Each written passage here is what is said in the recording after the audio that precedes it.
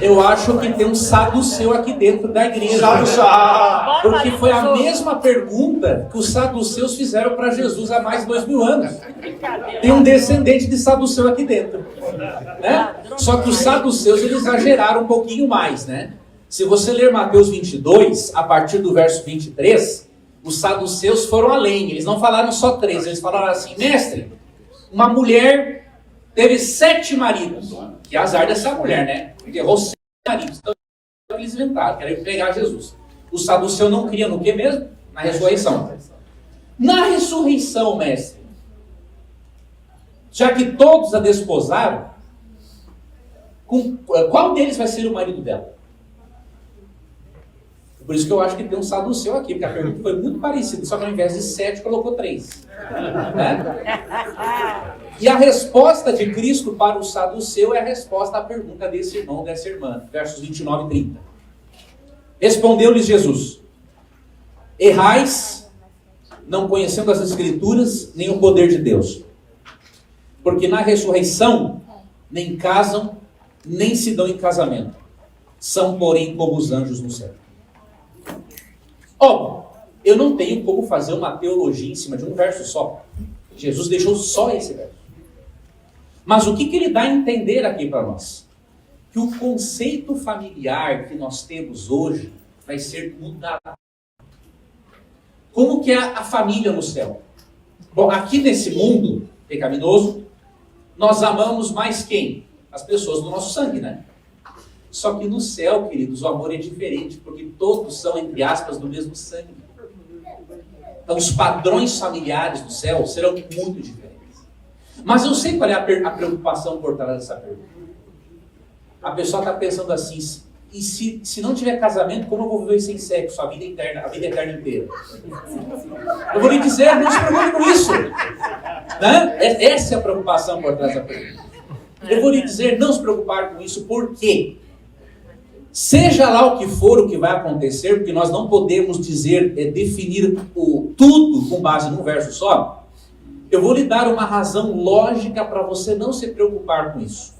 Tá? A princípio você vai dar risada desta minha análise, mas você vai ver que esta análise ela é lógica e racional. Tá?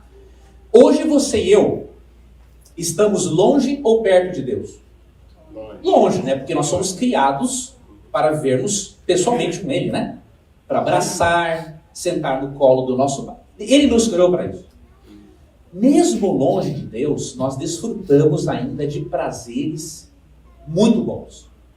Desfrutamos do prazer de um alimento gostoso, desfrutamos do prazer de um cheiro de um bom perfume, desfrutamos do prazer do sexo, desfrutamos do prazer de ver um sorriso de alguém, desfrutamos do prazer da gargalhada, desfrutamos do prazer de contemplar a natureza, o cheiro das flores. Temos várias formas de prazer, estando longe de Deus.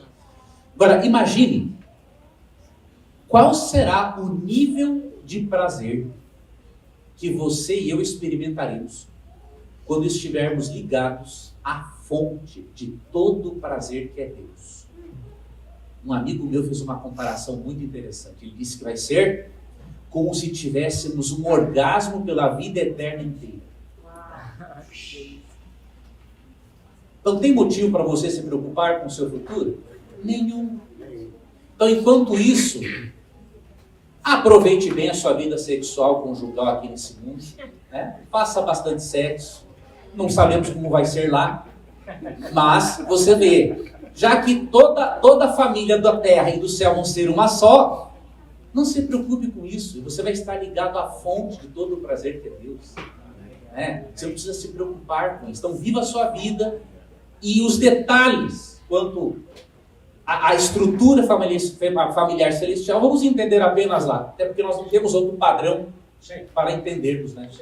Que não seja esse padrão. E só para lembrar, se você, querido aluno, querido internauta, quiser fazer parte do meu clube de amigos, você poderá ver mais informações sobre isso na descrição do vídeo. Vou ler aqui para vocês alguns textos brevemente. O primeiro deles, Lucas 12, 47 e 48. Vocês vão ver aqui que a punição dos ímpios no lago de fogo, ela será proporcional à maldade dele. Isso significa que nem todo mundo vai queimar como palha. Uns vão queimar mais tempo do que outros. Isso está na Bíblia, inclusive no Espírito de Profecia. Eu vou dar a página para você ver depois. Lucas 12, 47 e 48. Aquele servo, porém, que conheceu a vontade de seu senhor e não se aprontou, nem fez segundo a sua vontade, será punido com muitos açoites. Aquele, porém, que não soube a vontade do seu senhor e fez coisas dignas de reprovação, poucos açoites. Mas aquele a quem muito foi dado, muito lhe será exigido. E aquele a quem muito se confia, muito mais lhe pedirão. O juízo, queridos, no lago de fogo é proporcional às obras do indivíduo. No livro Grande Conflito, página 544 e também na página 673, Ellen White é muito claro em dizer que alguns demorarão mais tempo no lago de fogo do que outros. Porque quanto mais ímpio, quanto mais rejeição, maior é o castigo. Então, qual é a sentença? Primeiro, a sentença é o castigo no lago de fogo, proporcionalmente às obras. Isso significa, e tem que ser assim, irmãos, porque imagine Deus punir um ladrão que não se arrependeu com a mesma punição que Adolf Hitler, por exemplo, que matou 6 milhões de pessoas. Não tem lógica. A punição tem que ser diferente, realmente. Depois vem o que a Bíblia chama de a segunda morte, que é o aniquilamento total do ímpio. E ele nunca mais vai existir. Tá? Então, em resumo, é isso. Você pode ler também Apocalipse 20. Né? No versículo 10, diz que o diabo foi lançado no lago de fogo e será atormentado pelos séculos dos séculos. Ou seja, o diabo, que é o pai do pecado, vai demorar mais tempo ainda queimando, por causa do nível da maldade dele. Então, irmãos, essa ideia de que todo mundo vai queimar como palha, isso não é verdade. Tá? Então, essa que vai ser a sentença. Castigo proporcional, uns queimam mais do que outros, depois aniquilação total. Deixa de existir. Porque Romanos 16, 20 diz que Deus vai esmagar Satanás debaixo dos nossos pés. Malaquias 4, 1 a 3 diz que os ímpios se desfarão em cinzas. E o Salmo 37, 20 diz que eles se farão em fumaça. Então, vai haver um aniquilamento. E aí nós somos contra a doutrina do tormento eterno por isso, porque o ímpio não pode viver eternamente porque ele não vai comer da árvore da vida. Não teria lógica, né? Deus atormentar no lago de fogo um indivíduo sem ele comer da árvore da vida. Então, não teria lógica nenhuma mesmo. Tá? A pergunta nós podemos refazer. Todas as pessoas serão salvas? Não. Então, todos os judeus serão salvos? Também não. Por quê? A resposta é simples. Deus tinha um plano e tem um plano para os judeus? Tem. Mas o próprio Paulo diz que para os judeus fazerem parte desse plano, eles têm que deixar de lado a incredulidade. Se eles não deixarem de lado a incredulidade e não aceitarem a Jesus, eles não vão ser salvos. Isso está em Romanos capítulo 11. Paulo começa dizendo no verso 1, porventura, pois, terá Deus rejeitado o seu povo? De modo nenhum. Porque eu também sou israelita da descendência de Abraão, da tribo de Benjamim. Deus não rejeitou o seu povo a quem de antemão conheceu. Então ele fala, Deus não rejeitou o seu povo. Agora olha o que ele diz aqui para frente. Versículo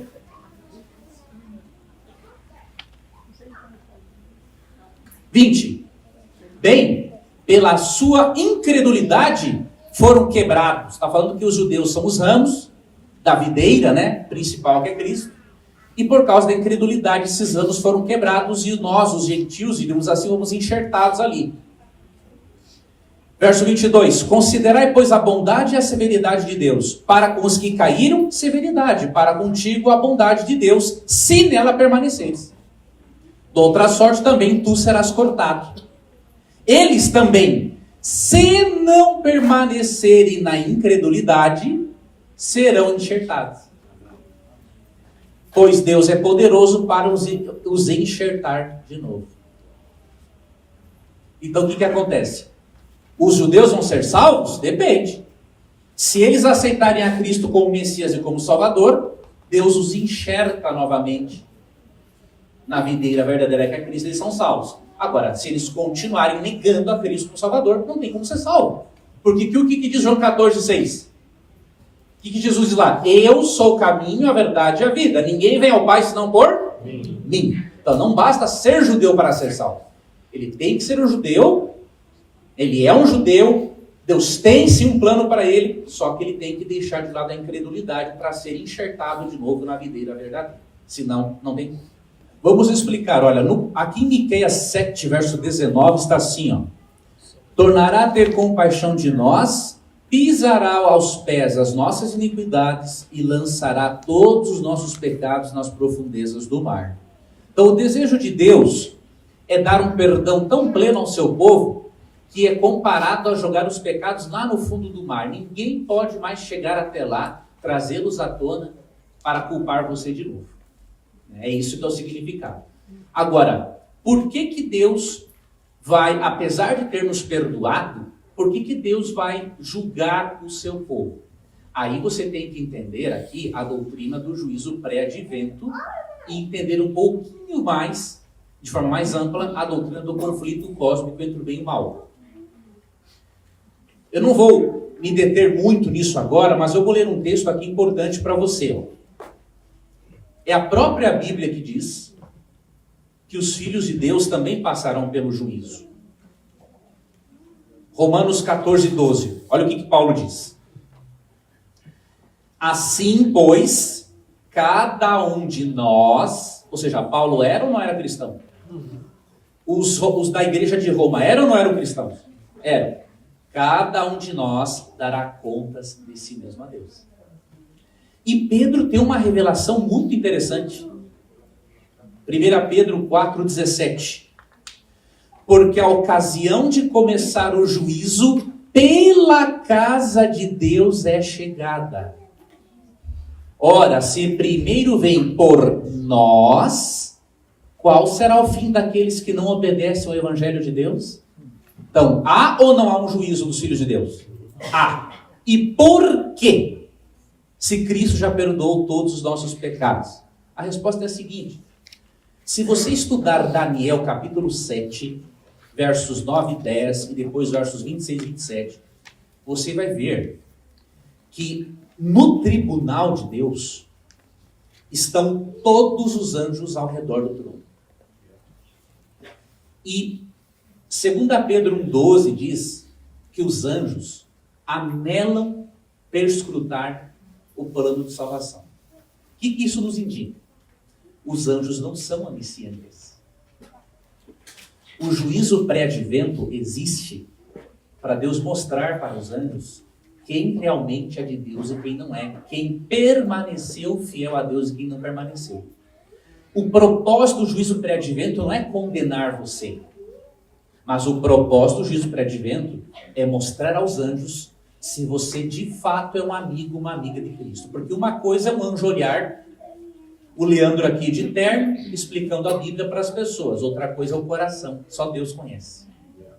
Então o juízo pré-advento, Deus mostra para os anjos, ó, este filho meu, realmente, eu indico o caráter dele, porque ele me aceitou como Salvador, então não tenho por que ele ter dúvidas da dignidade dele estar aqui, porque ele aceitou a minha graça.